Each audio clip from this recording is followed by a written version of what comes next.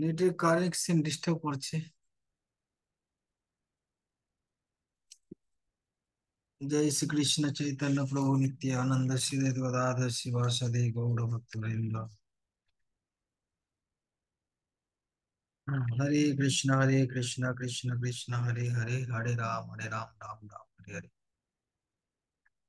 আমরা শ্রীমদ্ ভাগবতম তৃতীয় স্কন্ধ পঞ্চম অধ্যায় বিদুর মৈত্রীয় সংবাদ থেকে আলোচনা করছি। তো এখানে মৈত্রীয় মুনি বিদুরকে সৃষ্টি তত্ত্ব সম্বন্ধে বর্ণনা করছেন, কিভাবে সৃষ্টি হয়েছে। তো সৃষ্টির পূর্বে সবকিছু অপ্রকাশিত থাকে বা অব্যক্ত বলা হয়, অব্যক্ত রূপে থাকে। তো তখন ভগবান এবং তার যে চিন্ময় জগৎ সেটা থাকে, কিন্তু এই জড় প্রকৃতি ছাড়া ভগবান নিজেকে অসম্পূর্ণ বলে মনে করে।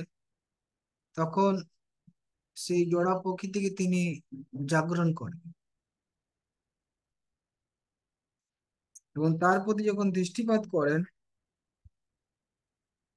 তখন এই জড় প্রকৃতি থেকে মহত্তত্ত্বের প্রকাশ হয়, যেটা গত ক্লাস আমরা আলোচনা করেছিলাম। এবং মহত্তত্ত্বের থেকে অহংকার সৃষ্টি হয়। মহত্তত্ত্ব কি হয়? অহংকার সৃষ্টি হয়। তো বলা হচ্ছে এই মহত্তত্ত্ব যে কি জড় সৃষ্টির সমস্ত উপাদান তার মধ্যে রয়েছে।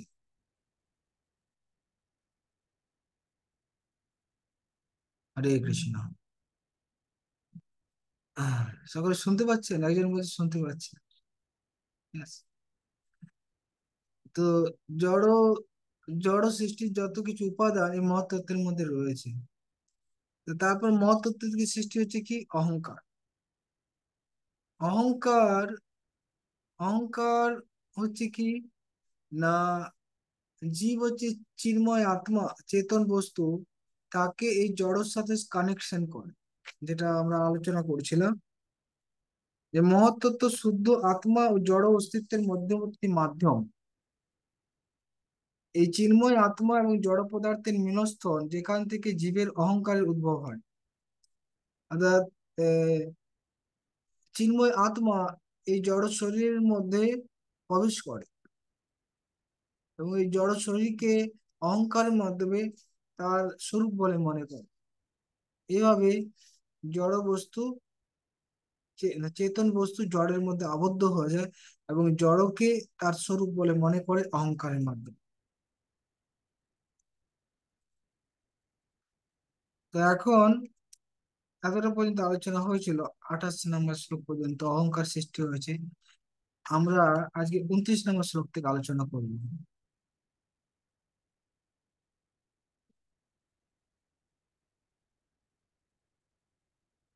মহত্তত্ত্ব বিকুর্বাণাৎ অহং তত্ত্বম বেজায়ত কার্যকারণকর্তাত্মা ভূতেন্দ্রিয় মনোময় বৈকারিক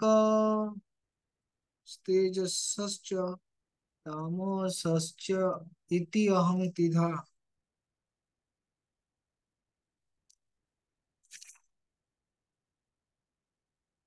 হম তো বলা হচ্ছে মহৎ তত্ত্ব বিকুর্বনাৎ অহম তত্ত্ব বেজায়ত।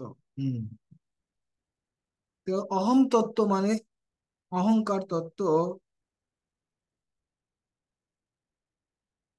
অহংকার তত্ত্ব যখন বিকুর্বনাৎ মানে বিকার প্রাপ্ত হয়।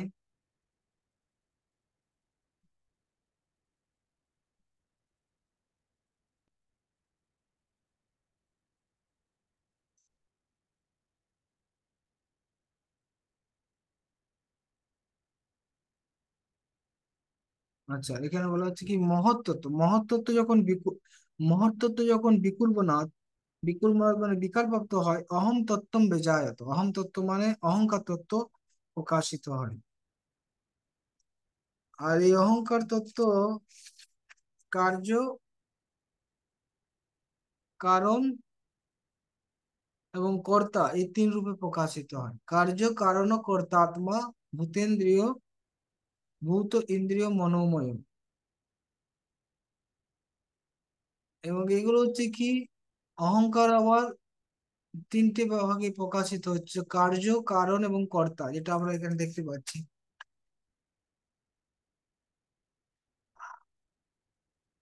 এই যে কার্য, তম অহংকার থেকে কার্য, রজ অহংকার থেকে কারণ, সত্য অহংকার থেকে কর্তা বা জ্ঞান শক্তি। কার্য করানো কর্তা আত্মা, ভূতেন্দ্রিয়, ভূত ইন্দ্রিয়, মনোময়। কার্য শক্তি বা দৈব দৈব শক্তি থেকে কি হচ্ছে, ভূত, পঞ্চভূত। কারণ শক্তি থেকে এটা হচ্ছে কি সৃষ্টি হচ্ছে, ইন্দ্রিয়, 10 ইন্দ্রিয়, ভূত ইন্দ্রিয়, মন। তারপর সত্যগুণ থেকে সৃষ্টি হচ্ছে মন, মনোময়।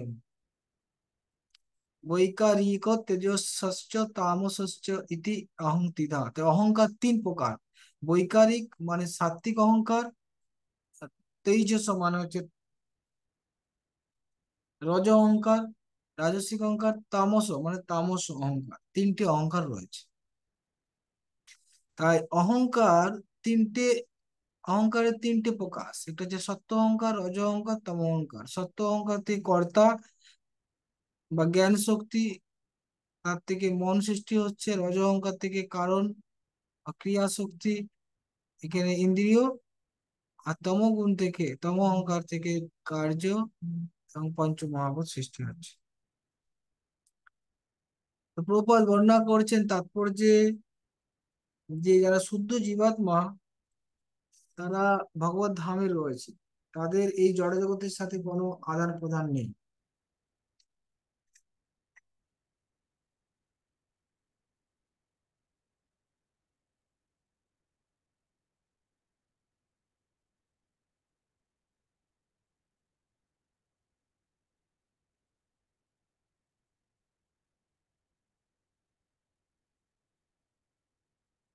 তাদের এই জড় জগতের সাথে কোনো আদান প্রদান নেই, কিন্তু এই জড় জগৎ সৃষ্টি করা হয়েছে যারা বিদ্রোহী জীবাত্মা। আমরা হচ্ছে কি বিদ্রোহী জীবাত্মা। তাই আমাদের জন্য এই জড় জগৎ সৃষ্টি করা হয়েছে। আমরা ভগবানের বশ্যতা স্বীকার করতে চাই। আমরা ভ্রান্ত হবে এই আধিপত্য করার প্রবৃত্তিকে বলা হচ্ছে অহংকার, এবং এই জড় জগতে আমরা আধিপত্য করতে চাই, সেটা হচ্ছে কি অহংকারের মধ্যে। প্রভুপাদ বর্ণনা করছেন যারা সাত্বিক অহংকারে রয়েছে, তারা মনে করে আমি হচ্ছি ব্রহ্ম বা আমি হচ্ছি ভগবান। যারা রাজসিক অহংকারের মধ্যে রয়েছে, তারা রজগুণের দ্বারা গৌরবান্বিত হয়ে এই জগতে আধিপত্য করতে চায়, বা জনহিতকর কল্যাণকর কাজ করতে চায়। হুম। আর যারা তামসিক অহংকারের মধ্যে রয়েছে, তারা মনে করে এই শরীরটাই হচ্ছে আমি, জড় বস্তুকে নিজের সত্তা বলে মনে করে। দেহকে, দেহকেন্দ্রিক জীবনযাত্রা, এটা হচ্ছে তামসিক অহংকার।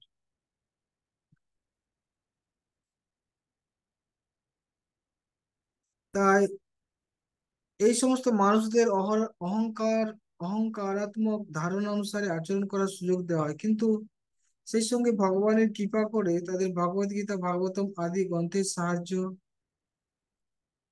গ্রহণ করার সুযোগ দেন, যাতে তারা ভগবত তত্ত্ববিজ্ঞান হৃদয়ঙ্গম করে তাদের জীবন সার্থক করতে পারে। তাই সমগ্র জড় সৃষ্টি সেই সব অহংকারাচ্ছন্ন জীবাত্মাদের জন্য নির্মিত হয়েছে, যারা জড় প্রকৃতির গুণ থেকে উৎপন্ন বিভিন্ন প্রকার ভ্রান্তির অধীনে মনোরথে বিচরণ করে। তা আমরা অহংকারের দ্বারা বশীভূত, মিথ্যা অহংকার দ্বারা। এবং অহংকার হচ্ছে কি তমগুণ প্রধান। তমগুণ প্রধান মানে তমগুণের প্রাধান্য আছে, কিন্তু তার মানে শুধু অন্য গুণ নেই এরকম নেই, রজগুণও আছে, সত্যগুণও আছে। তার জন্য এখানে বলা হলো কি, রজগুণ থেকে যেমন আপনার ইন্দ্রিয় সৃষ্টি হচ্ছে, সাত্ত্বগুণ, সত্য সাত্বিক অহংকার থেকে মন সৃষ্টি হচ্ছে, ঠিক না? তো প্রতিটা লেভেলেই সত্য, রজ, তম গুণ আছে, কিন্তু কোনোটার প্রাধান্য বেশি। যেমন ওখানে আগে বলা হলো আহ, যে প্রধান, সেটা হচ্ছে সত্যগুণ প্রধান, মহত্তত্ত্ব যদিও শুদ্ধ শুদ্ধ ওটা শুদ্ধ সত্য, কিন্তু একটা পার্ট আছে সূত্র তত্ত্ব, তাকে বলা হচ্ছে রজগুণ প্রধান। রজগুণের প্রাধান্য বেশি আছে মহত্বতে। আর অহংকারের মধ্যে তমগুণ প্রধান আছে, বাকি গুণও আছে। তাই আহ আমরা প্রত্যেকে অহংকারের মধ্যে রয়েছে বেশিরভাগ। এই তিনটে গুণের দ্বারাই আমরা আবদ্ধ আছি। তো এখান থেকে যার সাত্ত্বিক অহংকার হোক, রাজসিক অহংকার হোক বা তামসিক অহংকার হোক, আমরা এই জড়জগতের বন্ধনে আছি, এখান থেকে মুক্ত হওয়া কঠিন। হুম। মানুষ এই তিনটে গুণের মধ্যে আছে, তিন প্রকার অহংকার করবে, স্বাভাবিক। কিন্তু এখান থেকে মুক্ত হওয়ার উপায় হচ্ছে কি, না ভগবানের মুখনিসৃত বাণী ভগবদ গীতা এবং ভাগবতম, আহ, যা যেখানে তত্ত্বজ্ঞান দেওয়া আছে কিভাবে আমরা এই জগৎ থেকে উদ্ধার পেতে পারি। অর্থাৎ আমাদের চেতনার দ্বারা, আমাদের চিন্তা ভাবনার দ্বারা এগুলো এখান থেকে মুক্ত হওয়া কঠিন, কারণ আমাদের চিন্তা ভাবনা এই তিনটে গুণের মধ্যেই হবে। সত্ত্বগুণ, রজগুণ এবং তমগুণ, তিন গুণের মধ্যেই হবে। তাই যা কিছু আমাদের ভাবনা, যা কিছু প্ল্যান, যা কিছু বুদ্ধি, যা কিছু চিন্তা, এই তিন গুণের দ্বারা। কিন্তু ভগবানের যে কথা সেটা হচ্ছে তিন গুণের অতীত, ত্রিগুণাতীত। সেজন্য ভগবত তত্ত্বজ্ঞানকে বলা হচ্ছে অপৌরুষেয়, কোনো সাধারণ পুরুষ থেকে আসেনি। তাই একমাত্র ভগবত বাণীর মাধ্যমেই, ভাগবত বাণীর আশ্রয় গ্রহণ করার মাধ্যমে আমরা এখান থেকে মুক্ত হতে পারি, বা ভগবত বাণীর নির্দেশ অনুসারে, তার মার্গদর্শন অনুসারে আমরা এখান থেকে উদ্ধার হতে পারি। আমাদের মানসিক জল্পনা কল্পনা বা ইত্যাদির দ্বারা আমরা এখান থেকে উদ্ধার হতে পারবো না। হুম।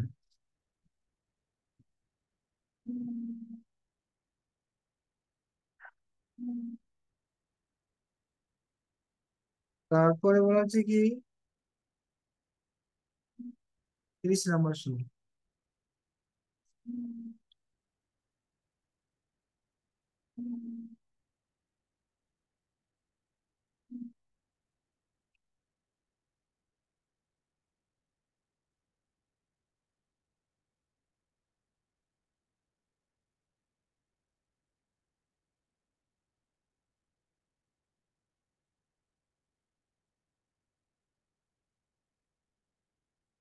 अहम तत्त्वात् विकुर्वनात्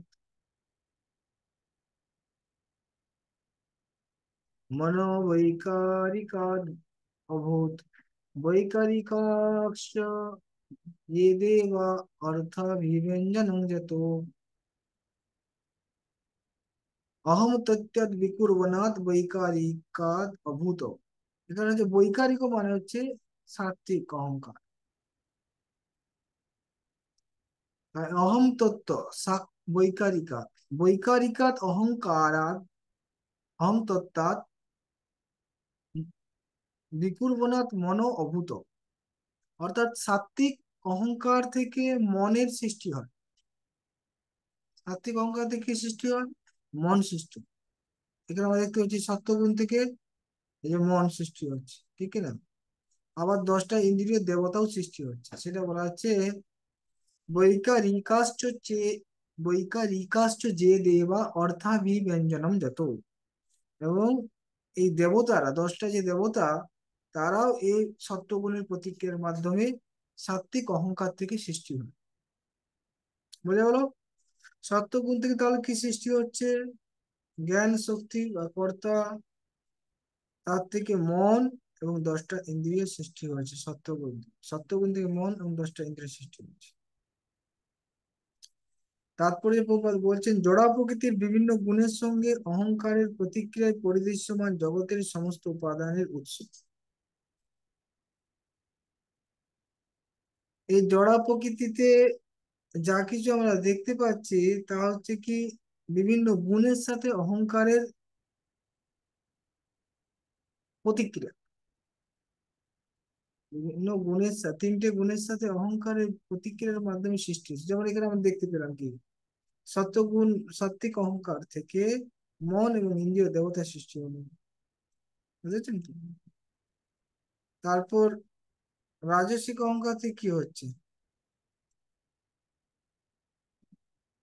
রাজস্বিক অহংকার থেকে হচ্ছে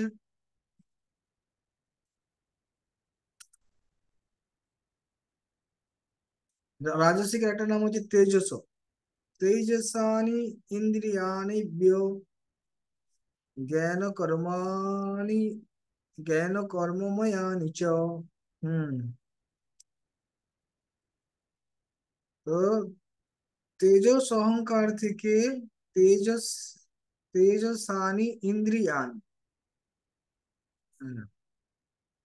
এই তেজস অহংকার থেকে ইন্দ্রিয়, 10টা ইন্দ্রিয় আছে, ঠিক কি না? সেই 10টা ইন্দ্রিয় সেই ইন্দ্রিয়গুলো কি না, জ্ঞান কর্মা ময়া নিচু। জ্ঞান কর্ম মানে হচ্ছে জ্ঞানেন্দ্রিয় এবং কর্মেন্দ্রিয়। তো 5টা জ্ঞানেন্দ্রিয়, 5টা কর্মেন্দ্রিয় কি কি? 10টা ইন্দ্রিয়। 5টা কর্মেন্দ্রিয় হচ্ছে কি? বাক পানি পাদ পায়ু উপস্থ। আর জ্ঞানেন্দ্রিয় চক্ষু কর্ণ নাসিকা জিহ্বা সৃষ্টি হচ্ছে, এবং ওখান থেকে বুদ্ধিও সৃষ্টি হচ্ছে, প্রাণও সৃষ্টি হচ্ছে। সেটা এখানে লেখা আছে, আরো অন্য জায়গায় লেখা আছে। তো প্রভুপাদ এখানে তারপরে যে বলছেন কি,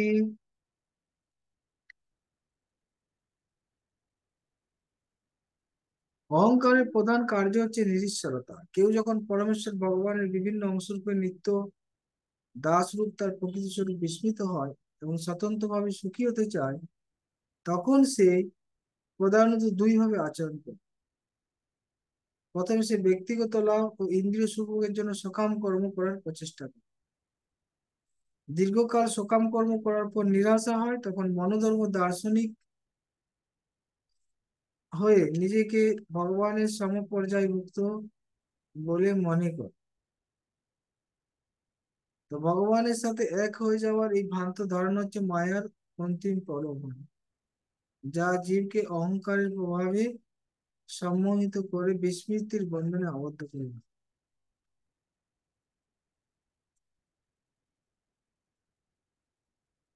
তাই এখানে বলা হচ্ছে যে জ্ঞান এবং কর্ম, জ্ঞানেন্দ্রিয় এবং কর্মেন্দ্রিয় সৃষ্টি হচ্ছে রাজসিক অহংকার থেকে। তো কর্মের মাধ্যমে আমরা কি পাবো? না, আমরা এই জড় জগতে জীব যারা সব কর্ম করে সকাম কর্মের মধ্যে এই জগৎকে ভোগ করতে চায়। ভোগ করার পর যখন দেখে এখানে তারা সুখী নয়, তখন তারা জ্ঞানের অনুশীলন করে। এবং জ্ঞানের অন্তিম লক্ষ্যটা কি? ভগবানের সাথে এক হয়ে যাওয়া, নিজেকে ভগবান বলে মনে করে। যারা জ্ঞানী নির্বিশেষবাদী তারাও নিজেকে ভগবানের সাথে এক বলে মনে করে। তো এটা যে মায়ের সর্বশ্রেষ্ঠ ফাঁদ, বা এটা অহংকারের সর্বশ্রেষ্ঠ ফাঁদ। অহংকারের এই বন্ধন থেকে মুক্ত হওয়ার সর্বশ্রেষ্ঠ উপায় হচ্ছে পরম তত্ত্ব সম্বন্ধে সব রকম দার্শনিক অনুমানের অভ্যাস পরিত্যাগ করা। সকলেরই নিশ্চিতভাবে জানা উচিত যে অপূর্ণ অহংভাবাপন্ন ব্যক্তির দার্শনিক অনুমানের দ্বারা কখনো পরম তত্ত্বকে উপলব্ধি করা যায় না। যেটা আমি আগের শ্লোকে বললাম, যে ভগবানকে উপলব্ধি দার্শনিক জল্পনা কল্পনার মাধ্যমে যাবে না। কিভাবে জানা যাবে? দার্শনিক জল্পনা কল্পনা ত্যাগ করে পরম তত্ত্ব বা পরমেশ্বর ভগবানকে উপলব্ধি করা যায় কেবল শ্রীমদ্ ভাগবতে বর্ণিত দ্বাদশ মহাজনদের প্রতিনিধি সদ্গুরু শরণাগত হয়ে প্রীতিপূর্বক ভগবানের কথা শ্রবণ করা। এই সম্বন্ধে আছে, জ্ঞানে প্রয়াসম উদুপস্য নমন্ত এব জীবন্তি সৎ মুখরিতম ভবদীয় বার্তাম স্থানে স্থিতা সুতিগতম।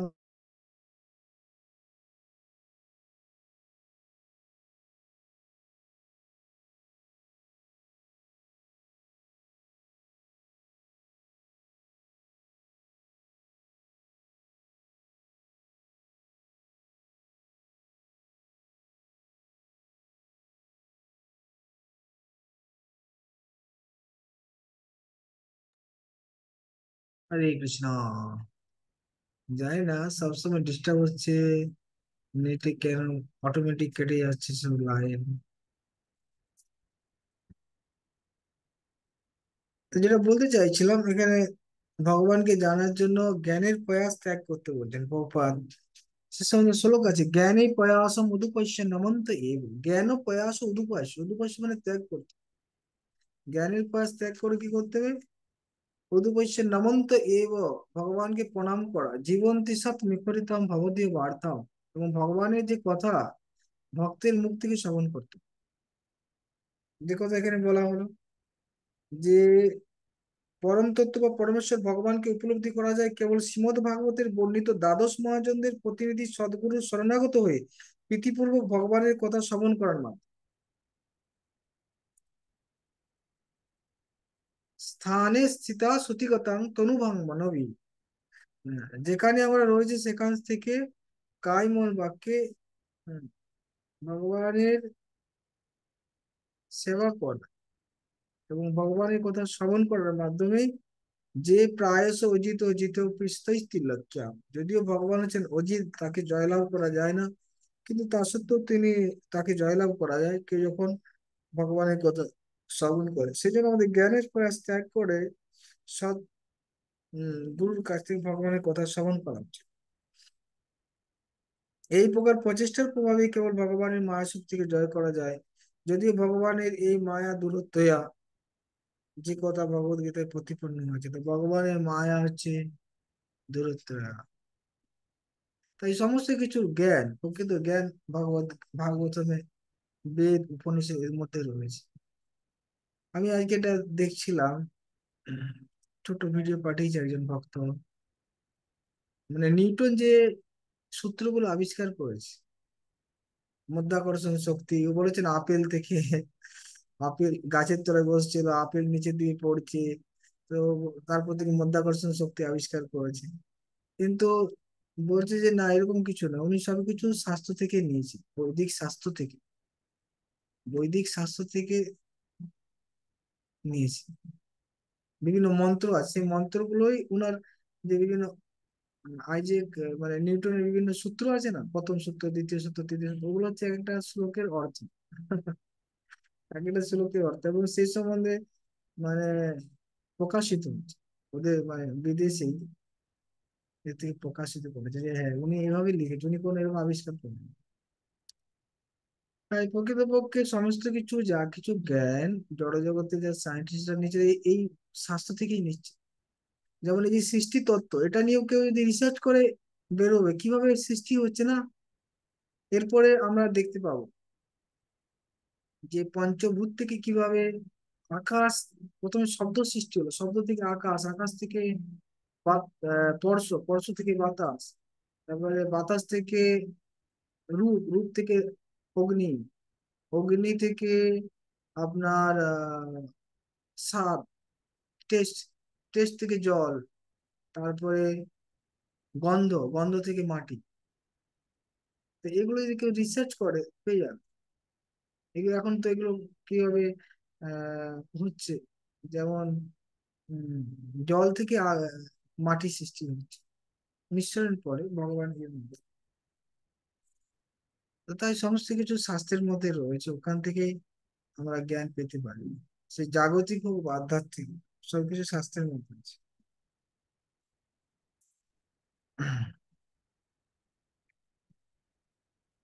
আর 32 নম্বর শ্লোক।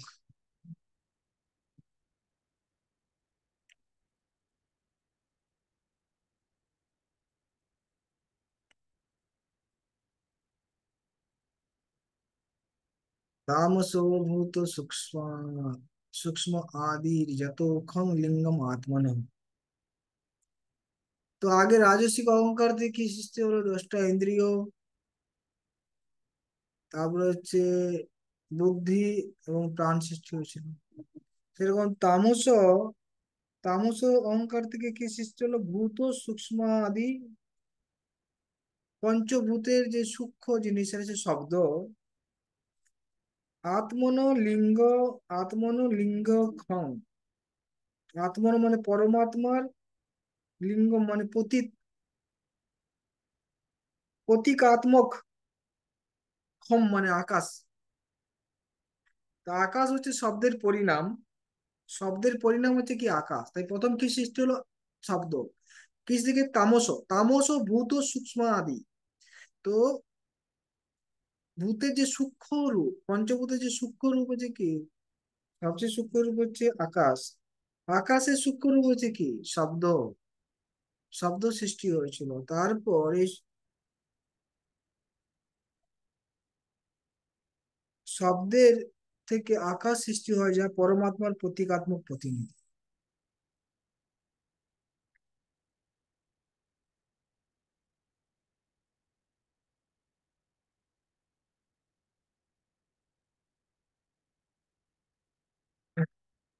তো তারপরে প্রপাল বলছেন, বৈদিক মন্ত্রে বলা হয়েছে এ তসমাৎ আত্মানো আকাশ ও সম্ভূত। আকাশ পরমাত্মার প্রতীকাত্মক প্রতিনিধি।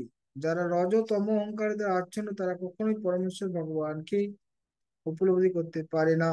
তাদের জন্য আকাশ হচ্ছে পরমাত্মার প্রতীকাত্মক প্রতিনিধি।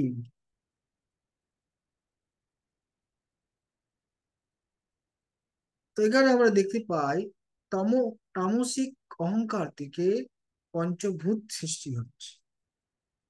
পঞ্চভূতের প্রথম যে উপাদান শব্দ, শব্দ থেকে আকাশ সৃষ্টি হচ্ছে। তারপরে পরপর সৃষ্টি হয় বাতাস, আগুন, জল, মাটি, এবং এই পঞ্চভূত দিয়ে সমস্ত কিছু সৃষ্টি, এই জগৎ পঞ্চভূত দিয়ে সৃষ্টি হচ্ছে। তাই সৃষ্টির মূল উপাদানটা কি? আকাশ। সৃষ্টির, সরি, মূল উপাদান হচ্ছে কি শব্দ। তো বলা হচ্ছে কি, শব্দই হচ্ছে এই জড় জগতের বন্ধনের কারণ। শব্দের দ্বারাই কিন্তু আমরা আবদ্ধ হই, আবার শব্দের দ্বারা আমরা মুক্তি পেতে পারি। তো সেই শব্দটা হচ্ছে কি, হরে কৃষ্ণ হরে কৃষ্ণ কৃষ্ণ কৃষ্ণ হরে হরে, হরে রাম রাম রাম হরে হরে। এই শব্দটা আমাদের কি করতে পারে? মুক্তি দিতে পারে। আরেকটা শব্দ আছে যা আমাদের এই জড় জগতের বন্ধনে আবদ্ধ করে, সেটা যে তামসিক অহংকার থেকে। আমি হচ্ছি শরীর, আমি হচ্ছি শরীর, আমি হচ্ছি ভোক্তা। এই যে শব্দ, এই অহংকার, আমি হচ্ছি ভোক্তা, আমি হচ্ছি শরীর, এই আমাদের জড় জগতের বন্ধনে আবদ্ধ করে। আমি হচ্ছি ভোক্তা, কিন্তু আমি হচ্ছি ভগবানের দাস। আমি হচ্ছি কি, ভগবানের দাস। তাই হরে কৃষ্ণ মহামন্ত্র মানে আমরা ভগবানের কাছে দাসত্ব চাইছি, আপনার সেবা করতে চাই, হে রাধা হে কৃষ্ণ আপনার সেবায় যুক্ত করুন। মানে মিথ্যা অহংকার থেকে মুক্ত হতে চাইছি, তাই এটা মুক্তির কারণ। না, আমি যদি বলি আমি ভোক্তা, আমি ভোগ করতে চাই, তখন আমার হচ্ছে জড় জগৎ সৃষ্টি শুরু হয়ে যায়, ঠিক না? আকাশ থেকে, শব্দ থেকে আকাশ, বাতাস, জল, মাটি, এবং আমরা এই জন্যই আবদ্ধ হই। তাই শব্দই হচ্ছে বন্ধনের কারণ, শব্দই হচ্ছে আমার মুক্তির কারণ। আধ্যাত্মিক শব্দ, ভগবানের নাম, দিব্য নাম আমাদের মুক্তির কারণ।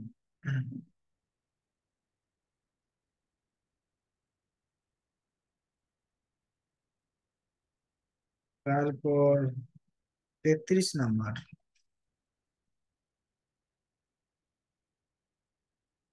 কাল মায়াংশ যোগেন ভগবত বিকশিত, ভগবত বিকশিতং নভঃ, নবসো অনুসিতং পরশ বিকুর্বন, বিকুর্বন নির্মমেয় নীলম।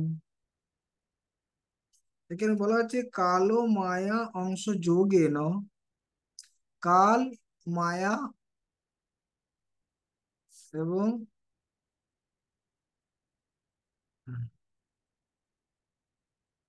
ভগবত বিকশিত, এবং ভগবানের দৃষ্টিপাত।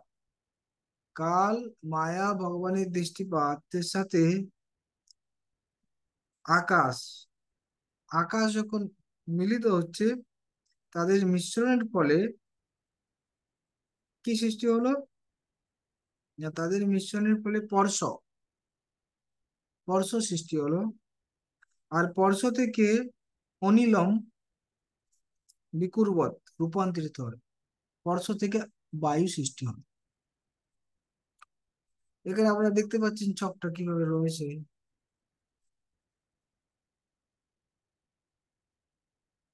কোথায় গেল?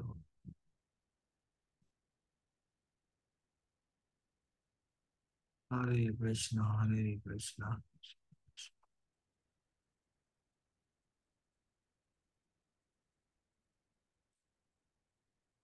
এই যে দেখতে পাচ্ছেন পঞ্চভূত, পঞ্চভূত থেকে আপনার শব্দ, শব্দ থেকে আকাশ। এখন আকাশের সাথে দেখুন সবসময় এটা বোঝা, সবসময় এটা আপনি জানতে পারবেন কোন কোন শ্লোকের মধ্যে দেওয়া আছে বা কোন কোন শ্লোকের মধ্যে দেওয়া নেই, ঠিক আছে। কিন্তু মূল বিষয়টা হচ্ছে নাকি সবসময় যে যখনই একটা বস্তু থেকে আরেকটা জিনিস সৃষ্টি হচ্ছে সেখানে কি দরকার, তিনটে জিনিস দরকার। ভগবানের দৃষ্টি দরকার, তারপরে কাল দরকার, এবং প্রকৃতি, তিনটে জিনিস থাকবে। তার সাথে এই যেমন আকাশ সৃষ্টি হলো, এখন আকাশের সাথে মিশ্রণ হবে। ভগবানের দৃষ্টি, কাল, প্রকৃতি এবং আকাশের সাথে মিশ্রণ হয়ে কি সৃষ্টি হচ্ছে, হচ্ছে বর্ষ সৃষ্টি হলো। বর্ষ থেকে কি হলো, আবার বিক্রিয়া হয়ে গেল, তখন বাতাস সৃষ্টি হলো। সেরকম বাতাসের সাথে আবার এখন কাল, ভগবানের দৃষ্টি, কাল, প্রকৃতি সংমিশ্রণ হবে, তখন বাতাস থেকে সৃষ্টি কি হবে, রূপ সৃষ্টি হবে। রূপ থেকে আবার আগুন সৃষ্টি হবে। তাই এটা সবসময় হয়তো কোনো শ্লোকে বলা আছে, কোনো শ্লোকে বলা নেই। এখানে যেমন বলা আছে কালো মায়াংশ যোগেন ভগবত বিকশিতম নবঃ, না, এই শ্লোকে স্পষ্ট করে বলা আছে, কিন্তু অনেক অনেক শ্লোক হয়তো দেওয়া নেই, উজ্জ্ব আছে, কিন্তু জিনিসটা হচ্ছে একই। হয়েছে কি? হ্যাঁ। তাই এখানে আহ এই আকাশের সাথে এইসব ভগবানের দৃষ্টি, এই কাল প্রকৃতির মিশ্রণের মাধ্যমে কি সৃষ্টি হলো, পরশ, সরি 35 চলে আছে,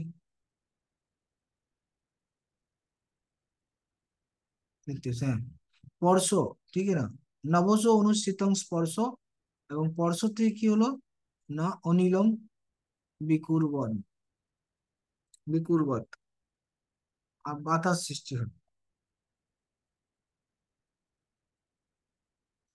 তা আমরা দেখতে পাচ্ছি আস্তে আস্তে সূক্ষ্ম থেকে স্থূল হচ্ছে।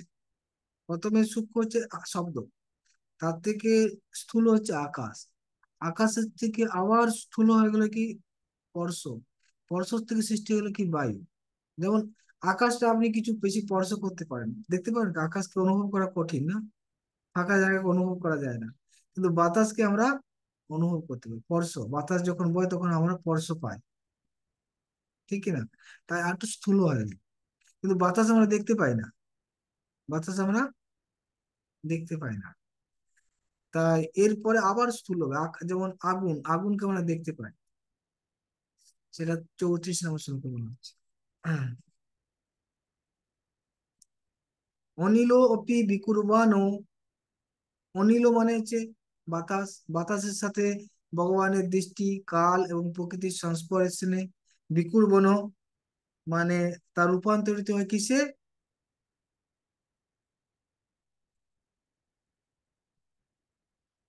রূপান্তর হচ্ছে আপনার আহ, রূপ, রূপ তন্মাত্র, রূপ সৃষ্টি হয়, রূপ তন্মাত্র সৃষ্টি হয়, যা লোকস্য লোচনম জ্যোতি। এবং তারপর আমাদের দৃষ্টি, দৃষ্টি দেখার জন্য উপযোগী আলো বা আগুনের সৃষ্টি হয়, আগুনের প্রকাশ। রূপ তন্মাত্র থেকে ভুবন প্রকাশক জ্যোতির সৃষ্টি হয়, যার মাধ্যমে জগৎ লোক দর্শন করতে পারে, ঠিক আছে না। যতক্ষণ না লাইট থাকছে আমরা দেখতে পাবো না, এই লাইট না থাকতো আমরা দেখতে পেতাম, দেখতে পেতাম না। তাই আমরা যা কিছু দেখতে পাচ্ছি লাইট থেকে, বা অগ্নি থেকে, বা সূর্য থেকে, সূর্য হচ্ছে অগ্নি। তো সেজন্য বলা হচ্ছে প্রথমে রূপ তন্মাত্র সৃষ্টি হলো, তারপরে লোকস্য জ্যোতি, জ্যোতি লোকস্য লোচন,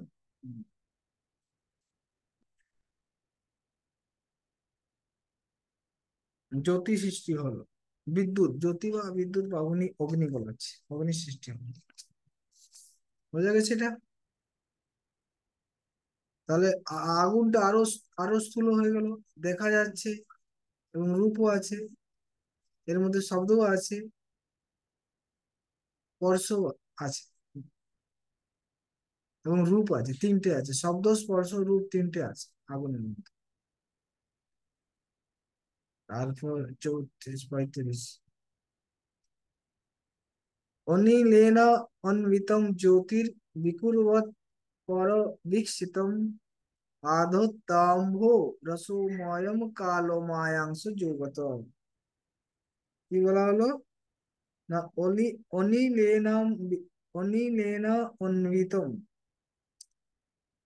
বায়ুর সাথে জ্যোতি বিকুর্ব না, মানে আগুনের সাথে বাতাসের মিশ্রণ, এবং কাল ভগবানের দৃষ্টি, মায়ার কাল ও মায়াংশ যৌগত, ঠিক না, ইত্যাদির মাধ্যমে পরবিকশিত মানে ভগবানের দৃষ্টিপাতের ফলে সেখানে কি হলো না, রসময়ম অম্ব আধত্ত, রসময় অম্ব মানে হচ্ছে জল, আধত্ত সৃষ্টি হয়েছে। কিন্তু এখানে একটা কথা লেখা নেই, সেটা হচ্ছে কি, এর আগে জলের আগে কি হওয়া উচিত ছিল, কেউ বলতে পারে? জলের আগে কি হওয়া উচিত ছিল? জলের আগে একটা স্টেপ আছে, সেটা এখানে লেখা নেই, কিন্তু অন্যান্য জায়গায় লেখা আছে। কেউ বলতে পারেন? হাত তুলুন।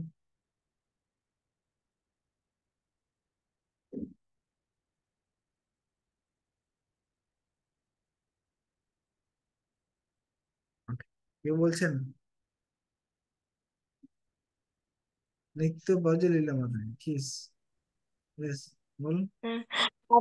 যে জলের আগে অগ্নি আসে। তো অগ্নি তো এসে গেছে তো, তারপর কি আছে? ও, অগ্নি আর জলের মধ্যে কি আসে? হ্যাঁ। ও, সেটা তো জানি না। ওকে, উত্তম করে মাথায়। स्वाद असो को। হ্যাঁ, সাদ, ইয়েস। स्वाद। ইয়েস। তাই এর পরবর্তী হচ্ছে কি, স্বাদ। স্বাদ আসবে, স্বাদের পরে কি হবে, রস। রস আসবে, রস এলে তারপরে জল সৃষ্টি, ঠিক না? তা আগেগুলো, আগের আগের শ্লোকে দেখুন, 34 নম্বর শ্লোকে কিন্তু সেখানে রূপের কথা বলা হয়েছে, ঠিক আছে? রূপের পর এই যে নবস অনুষ্ঠিত স্পর্শ, না সরি, সসর্জ রূপম তন্মাত্রম জ্যোতির্লোকস্য লোচন। প্রথমে রূপ তন্মাত্র এসছে, তারপরে জ্যোতির মানে অগ্নি এসছে। আগের তো তার 33 নম্বরে বলা হয়েছে স্পর্শম, তারপরে অনিলম। কিন্তু এখানে স্পর্শটা বলেনি, এখানে ডাইরেক্ট বলে দিচ্ছে জল এসে গেছে, সরাসরি জল এসে গেছে। তারপর 36 নম্বর শ্লোক, কৃষ্ণ। 36 নম্বর শ্লোকের ছবিটা দেওয়া হয়নি, দেখছি তো।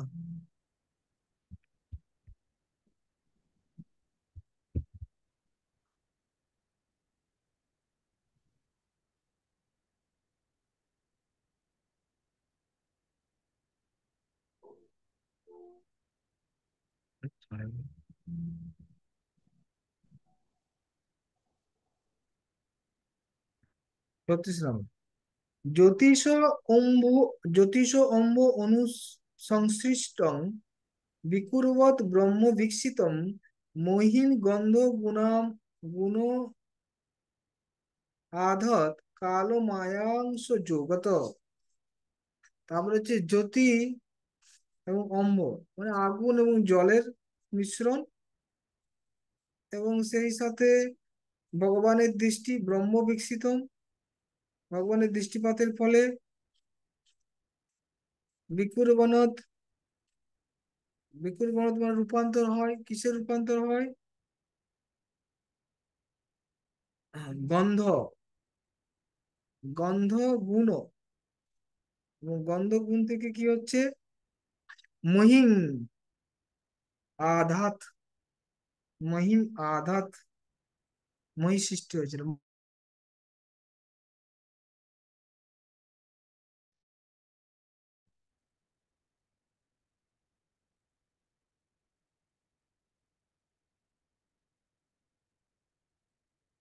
মানে 34 নম্বর শ্লোকে বলা হচ্ছে কি,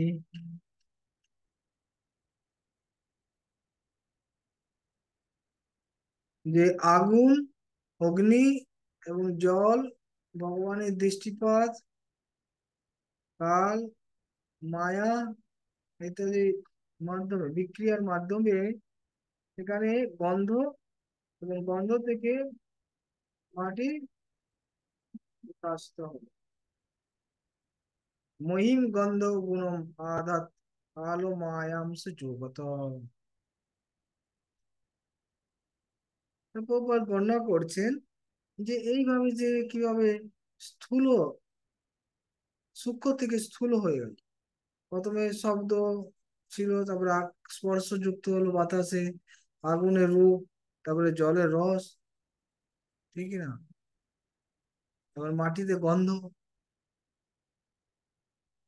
তো এই যে ধীরে ধীরে সূক্ষ্ম থেকে স্থূল হচ্ছে, এসব ভগবানের শক্তিতে হচ্ছে। উদাহরণ দেওয়া হচ্ছে, কোনো যখন শিল্পী দুটো তিনটে কালার থেকে অনেক রকম কালার সৃষ্টি করে দেয়, একটার সাথে আটটা মিস করে বিভিন্ন রকম কালার, অনেক কালার সৃষ্টি করে। তো সেরকম ভাবে ভগবানের ভগবানের অধ্যক্ষতা এই তিন গুণের মাধ্যমে বিভিন্ন রকম তিনি সৃষ্টি করেছেন, উপাদান, বিভিন্ন রকম উপকরণ সৃষ্টি করেছেন। কিন্তু যদি কোনো শিল্পী না থাকে, তিনটে কালার থাকে, কেউ করতে পারবে? করতে পারবে। কিন্তু যারা বৈজ্ঞানিক তারা মনে করছে কালার গুলো অটোমেটিক মিলে যাচ্ছে, এরকম আস্তে আস্তে সৃষ্টি হয়ে যাচ্ছে। এরকম হয় না। একজন শিল্পী আছে যিনি কালার গুলো সংমিশ্রণ করেন, সেটা বলছেন যে প্রত্যেক রূপান্তরে ভগবানের দৃষ্টিপাত হচ্ছে অন্তিম পূর্ণতা প্রদানকারী পর্ষদ, যিনি একজন চিত্রকরের মতো বিভিন্ন রঙের সংমিশ্রণে এক বিশেষ রং সৃষ্টি করেন। যখন একটি উপাদানের সঙ্গে অন্য উপাদানের মিশ্রণ হয় তখন তাতে গুণের সংখ্যা বৃদ্ধি পায়। যেমন আমরা দেখতে পাচ্ছি আকাশের মধ্যে শুধু শব্দ, বাতাসের মধ্যে আরেকটা গুণ সৃষ্টি হয়ে গেল, স্পর্শ। দুটো আছে, আকাশের মধ্যে একটা গুণ আছে, সব বাতাসের মধ্যে দুটো, শব্দ স্পর্শ। আগুনের মধ্যে শব্দ স্পর্শ রূপ, বাতাসের মধ্যে শব্দ স্পর্শ, জলের মধ্যে শব্দ স্পর্শ রূপ এবং রস, মাটির মধ্যে শব্দ স্পর্শ রূপ রস এবং গন্ধ, ঠিক না? তাই ভগবানের ইচ্ছা ছাড়া এগুলো কোনই সম্ভব হতে পারে না। একজন ব্যক্তি ধর, সবকিছুর মূলে হচ্ছে ভগবানের দৃষ্টি, যিনি সবকিছু করছেন। যেমন অনেক সময় কি অনেক উপাদান থাকে, বৈজ্ঞানিকরা একটার সাথে একটা উপাদান মিলিয়ে অনেক কিছু জিনিস আবিষ্কার করে, ঠিক না? তো একজন ব্যক্তি লাগে সেরকম ভাবে এই জড় সৃষ্টি সবকিছু ভগবানের নির্দেশে চলছে। তা আমরা হয়তো তাকে দেখতে পাচ্ছি না, কিন্তু ভগবান সবকিছুর মধ্যে রয়েছে, তার অদৃশ্য হাত সবকিছু করছে। সেই জন্য ভগবান বলছেন কি, মত্ত পরতর নান্যৎ কিঞ্চিদস্তি ধনঞ্জয় ময়ি সর্বমিদম প্রথম সূত্রে মণিগণাইব। হ্যাঁ, আমি সমস্ত জগৎকে ধারণ করে রয়েছি, কিন্তু আমার কেউ দেখতে পাচ্ছে না। যেমন সুতো দ্বারা সমস্ত মণিকে ধরে রাখা হয় মালাতে, সুতো আছে, মণিকে ধরা আছে, কিন্তু সুতোকে দেখা যায় না। সেরকম ভগবান সবকিছুর মধ্যে রয়েছে, অদৃশ্য ভগবানের হাত, যার মাধ্যমে সবকিছু হচ্ছে।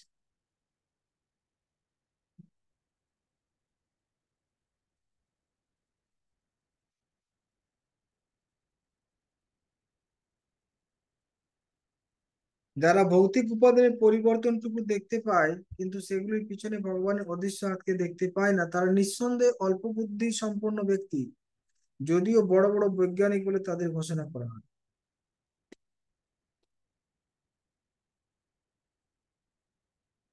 তাই সবকিছুর পিছনে ভগবানের হাত আছে। তাই এই জড় সৃষ্টির পিছনে ভগবানের দৃষ্টিপাত, ভগবানের দৃষ্টিপাতের মাধ্যমে এই সমস্ত কিছু উপাদান সৃষ্টি হয়। এরপরে পরবর্তীতে আমরা আবার আলোচনা করবো, আজকে এতটাই থাক। কার কোনো প্রশ্ন আছে?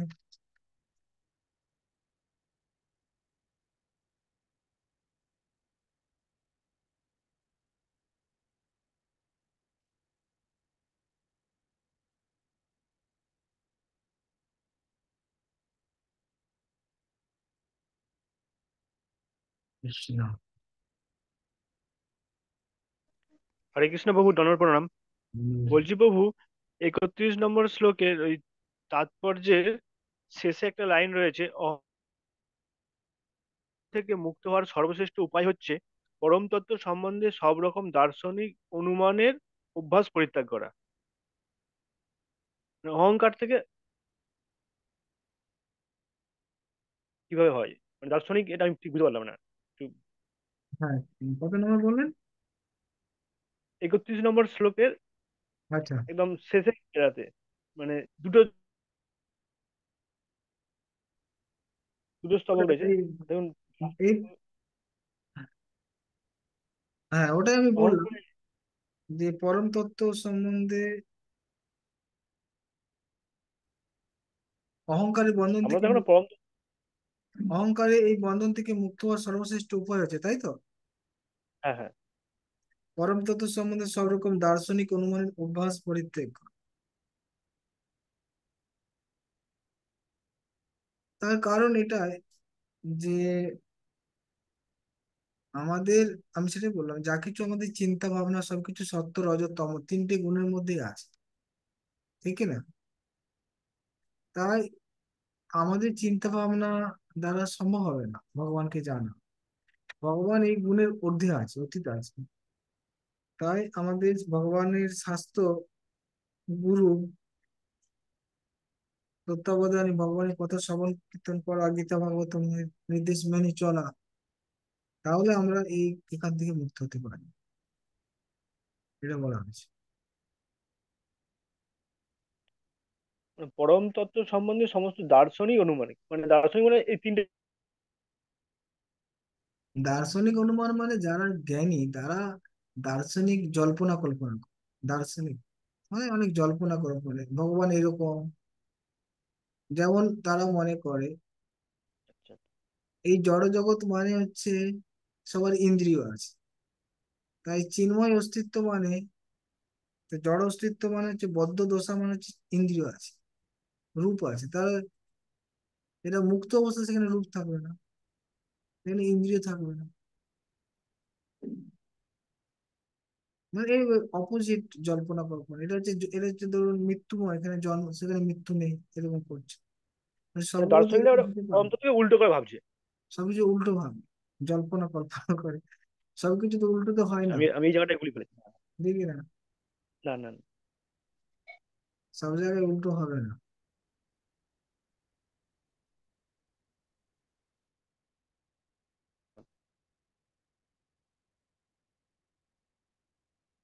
এস যাদব চন্দ্র প্রভু।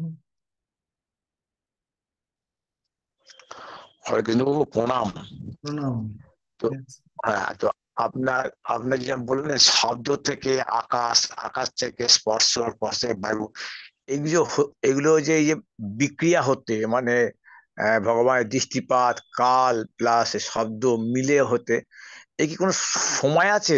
সময় লেগেছে নাকি না একবারই হট করে হয়ে গেছে, না আস্তে বহু লক্ষ লক্ষ বছর ধরে কোনো টাইমের এখানে কোনো মেনশন নাই? এটা বিক্রিয়া হয়েছে সেটা বুঝতে পারছি, কিন্তু বিক্রিয়াটা হতে হতে তো সময় লাগবে তো। মানে মানে একটা স্টেজ থেকে আরেকটা স্টেজে আসছে, সেরকম কোনো সময় লেগেছে না সঙ্গে সঙ্গে সব হয়ে গেছে?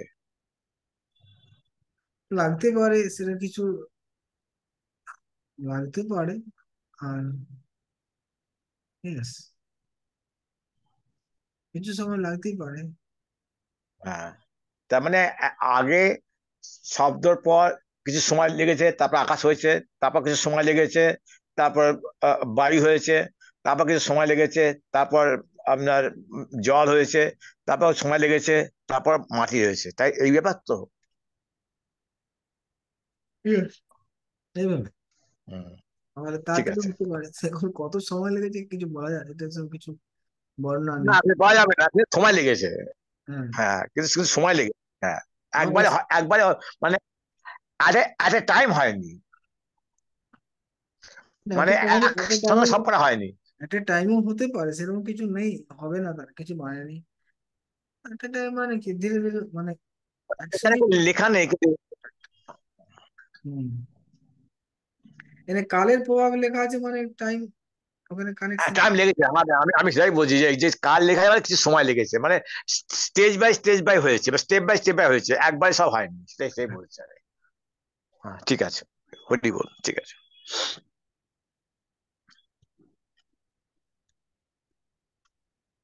ওকে, আর কার কোনো কোশ্চেন?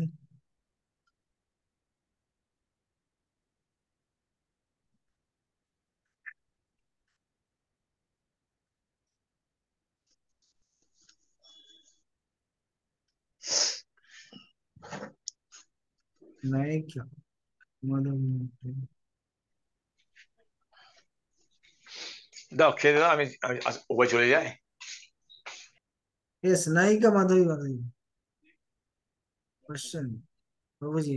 হ্যাঁ বলুন।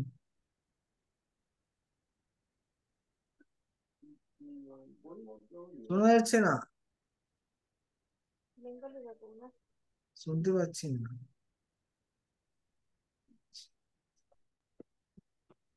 হরে কৃষ্ণ বাবুজি, শুনতে হ্যাঁ পাচ্ছেন? হ্যাঁ।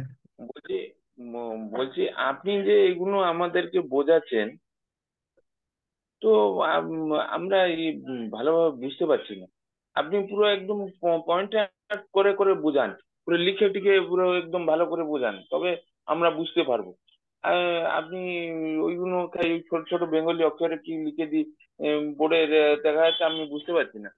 তো জল থেকে আকাশ, এটা এলো, তারপরে এটা এলো, তারপরে এটা হবে, এটা ডিটেলস আমাদেরকে বললে তারপরে আমাদের ভেতরে ঢুকবে, তাহলে আমরা জানতে পারবো, সেই জায়গায় যে বুঝতে পারবো। এখানে তো ছবি দেওয়া রয়েছে, দেখছেন তো, ছবি করা আছে, তারপরে বলছি আমি, আম, দেখি না। তো ওখানে ওখানে আপনার এরোটা যাবে ওখানে, এক একটা এই যে এখানে দেখুন, যেখানে এরো দেখুন যে যাচ্ছে। পঞ্চভূত আছে না, পঞ্চভূত থেকে শব্দ এলো, শব্দ থেকে হ্যাঁ, বিক্রিয়া হয়ে আকাশ হয়ে গেল, ঠিক না? এরো হয়ে গেল, আকাশের সাথে বিক্রিয়া হয়ে ভগবানের এইসবে, এই যে এখানে আসছে, এরোটা কোথায় আসছে, স্পর্শ হয়ে গেল, বুঝেছেন কি? হুম, হুম।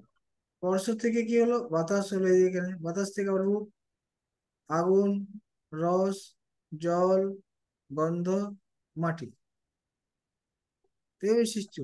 আমি ছক বানানো হয়েছে। আর আপনার, আমি তো বলছি। আর আচ্ছা প্রভুজি, প্রভুজি আর আমার জিজ্ঞাসা আছে এখানে, যেখানে ধরো ভগবান সাথে অনেক কোটি ব্রহ্মাণ্ড সৃষ্টি হয়ে গেল, তখন ওখান থেকে উম, মানে ব্রহ্মা নাভিটাকে গেল, উপরে বসলো। তো তখন কি এই যে আপনার যে এই যে জিনিসটা আছে, এই যে আকাশ থাকে, জল জল থাকে, স্বাদ, এই এই জিনিসটা তার আগে কি হয়েছে না, এই ব্রহ্মা হবার পরে ব্রহ্মার এগুলো অনেক সব? আগে, ব্রহ্মা সৃষ্টি হ্যাঁ, হওয়ার আগে, এ তো মানে একদম সৃষ্টির প্রথমে, ব্রহ্মা এখন আসেইনি, এখন ব্রহ্মাণ্ডই সৃষ্টি আচ্ছা, হয়নি, সে- এখন ব্রহ্মাণ্ডই সৃষ্টি সে- হয়নি, সেটা সেটা জানি। আচ্ছা, ব্রহ্মাণ্ড সৃষ্টি হয়নি। এখন ব্রহ্মাণ্ডই সৃষ্টি হয়নি, এখন এই উপাদানগুলো সৃষ্টি হচ্ছে, উপাদানগুলো দিয়ে তো ব্রহ্মাণ্ড হবে, ঠিক আচ্ছা আছে? আচ্ছা, আপনি আপনি আমাদেরকে ক্লাসে বলেন যে ভগবানের শ্বাস নিলে অনন্ত কোটি ব্রহ্মাণ্ড ভেতরে চলে যাবে, আবার শ্বাস ছাড়লে আর অনন্ত কোটি ব্রহ্মাণ্ড সৃষ্টি হয়ে যাবে। এ কি করে হয়? হ্যাঁ এটাই, এখন এই যে ব্রহ্মাণ্ড গুলো বেরোবে, সৃষ্টি হবে, তারও প্রসেস এটা বলা হচ্ছে। এই যে ব্রহ্মাণ্ড গুলো যে বেরোবে, ব্রহ্মাণ্ড গুলো বেরোতে গেলে তো মাটি লাগবে, জল লাগবে, বাতাস লাগবে, তবে তো এটা ব্রহ্মাণ্ড বানানো যাবে না। আকাশ বাতাস সব না হলে তো ব্রহ্মাণ্ড গুলো বানানো যাবে না, ব্রহ্মাণ্ড যেগুলো বেরোবে কি করে, তার উপরের না আরো পার্ট এগুলো বলা না, আছে। প্রভুজি, আমার ওখানে জিজ্ঞাসা হচ্ছে যে ভগবান শ্বাস যখন ছাড়ছে, যে মানে তখন অনন্ত কোটি ব্রহ্মাণ্ড সৃষ্টি হয়ে যাচ্ছে, ঠিক আছে? তো তখনই এই যে আপনি এই যে জিনিসগুলো বলছেন, তা আগে থাকে কোথায় কোথায় হয় এগুলো সৃষ্টি?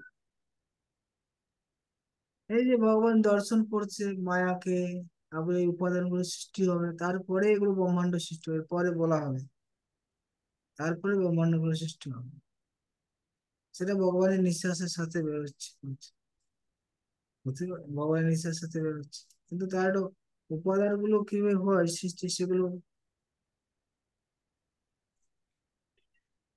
হুম। বাবু আমার এখানে কনফিউজ থাকে যে বুঝেছেন কি? হুম সে- সেইটা সেইটা সেইটা আমার প্রভু কনফিউজ, আমি মানে ক্লিয়ার হতে পারছি না। বোঝা কঠিন। সেটা আমার একটু এত সহজ আহ, বোঝা কে- আহ, সবকিছু তো বোঝা যাবে না, সৃষ্টি তত্ত্ব তো সহজ আমরা কি বুঝতে পারলে। মোটামুটি এটাকে এটা আইডিয়া মানে করতে হবে।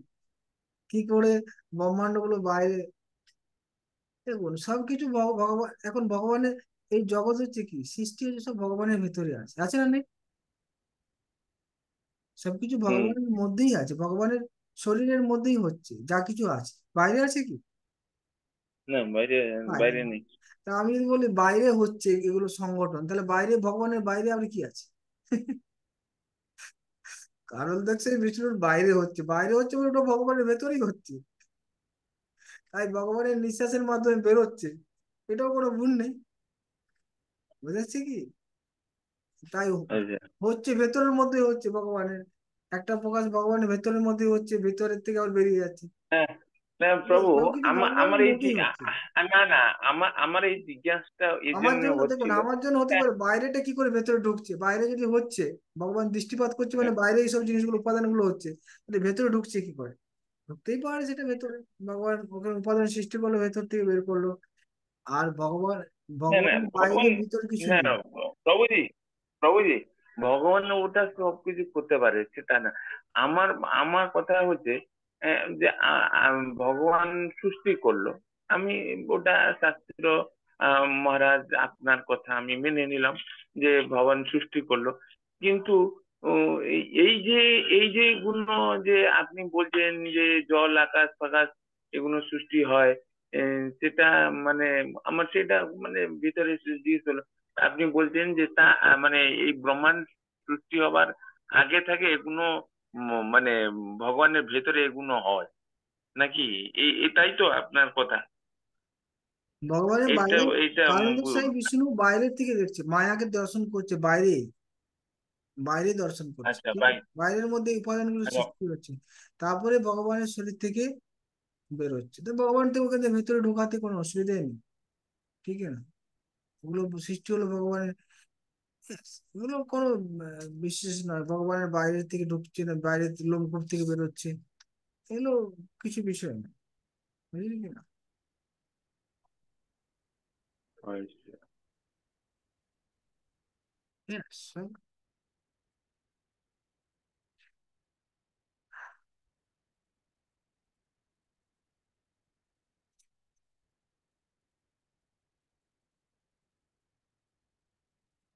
বোঝা গেছে? হ্যাঁ, বুঝি। হরে কৃষ্ণ।